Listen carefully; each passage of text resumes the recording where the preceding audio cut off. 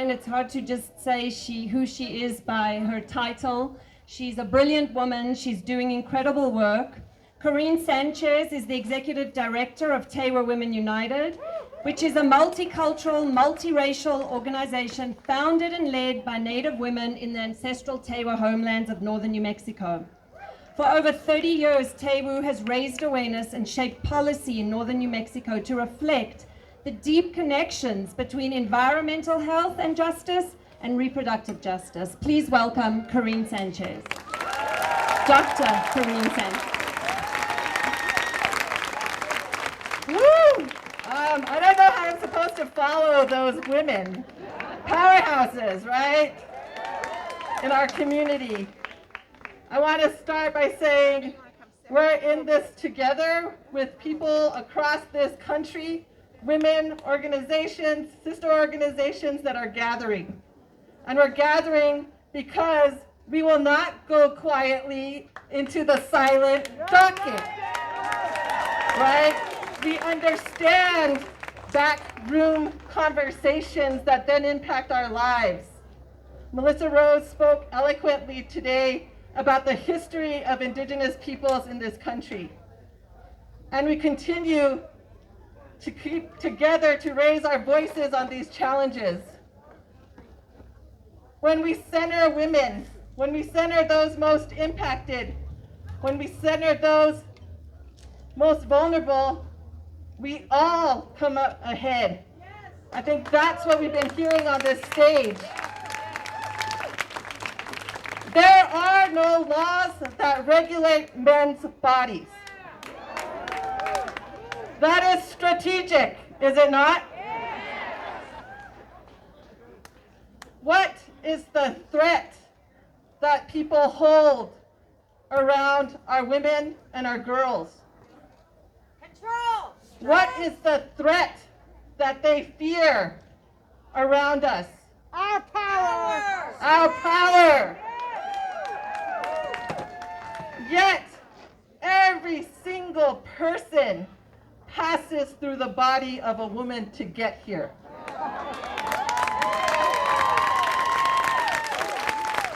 I do not know how we heal this rift. There is no neutrality. There is no objectivity in our court systems. We've seen that. This is where we are. And we cannot remain neutral or objective around our bodies, our rights, our lives.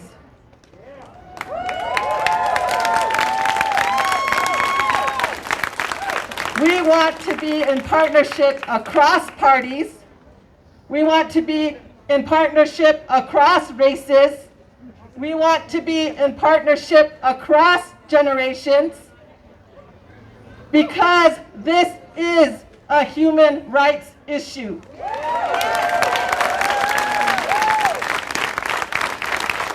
This is a health care issue.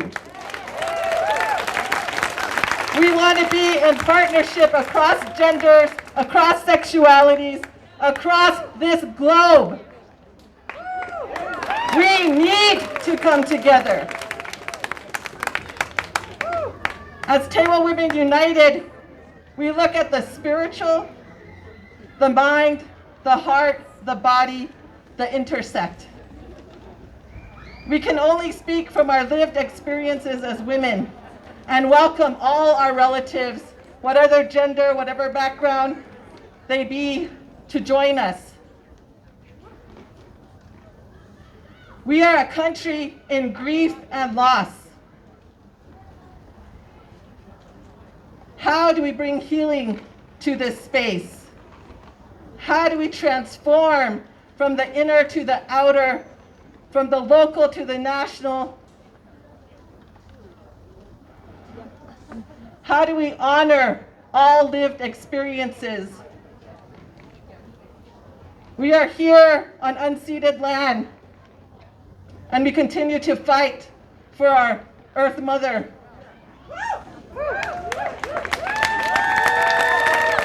Again, none of us here are immune.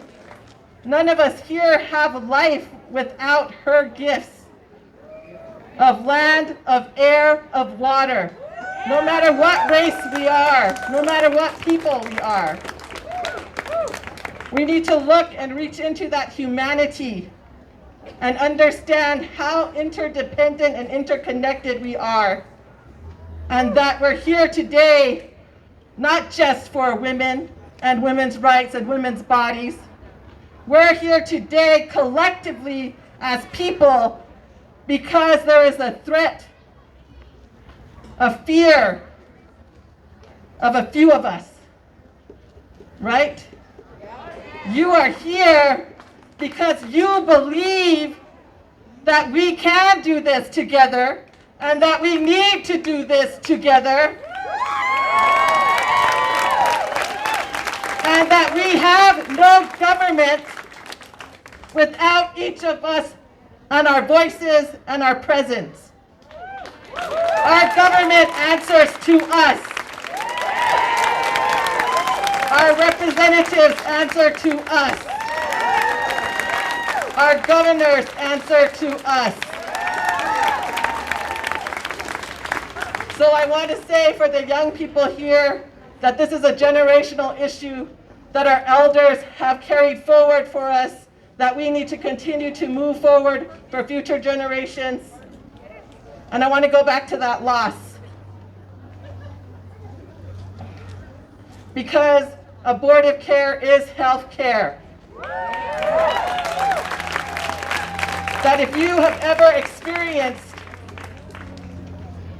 a loss, no matter how hard you chose to keep that baby, keep that fetus, that no matter what, your body was not ready.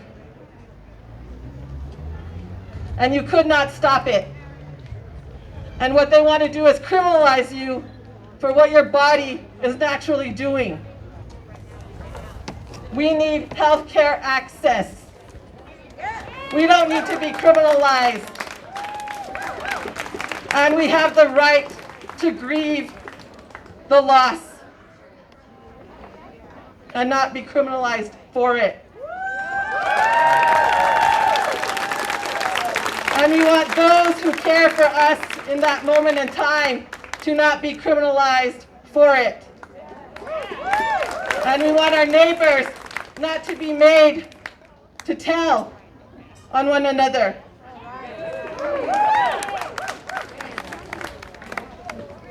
And so I leave again with this question for you. How do we heal? How do we transform? How do we recognize each of us has equal right to be here, to speak, to challenge? I thank you for continuing to stay here with us throughout this time. I'm getting hot up here. What did we say in the beginning? We will not go quietly into the silent docket. We will not maintain neutrality or objectivity when our lives and our children's lives and our world, our Mother Earth is threatened. Thank you, and we're glad to be here with each and every one of you.